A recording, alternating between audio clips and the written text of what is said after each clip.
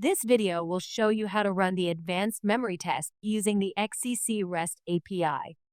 Intel platform AMD runs memory tests and performs repairs during UEFI posts on Intel Xeon-based ThinkSystem servers. Using configurations loaded directly from the XClarity Controller, open your Redfish client. To query the AMD test options, set the HTTP method to GET and enter the request URL as shown on the screen. Next, in the Authorization tab, select Basic Auth and enter your XCC login credentials. This authorization step is required for every request. Click Send.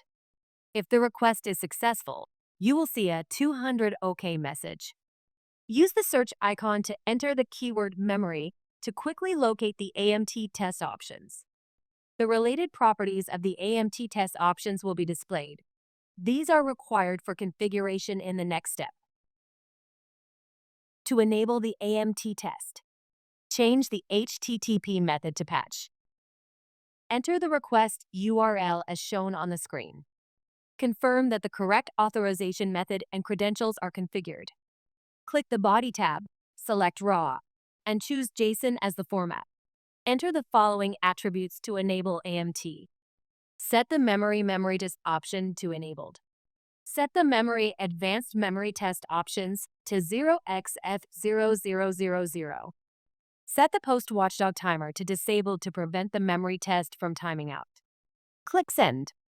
If successful, a 200 OK message will be displayed.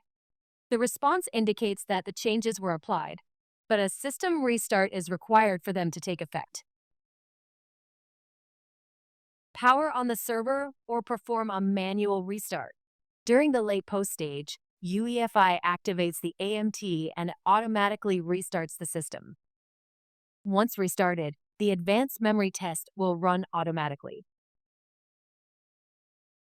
After the test completes, restore any desired BIOS or watchdog timer settings.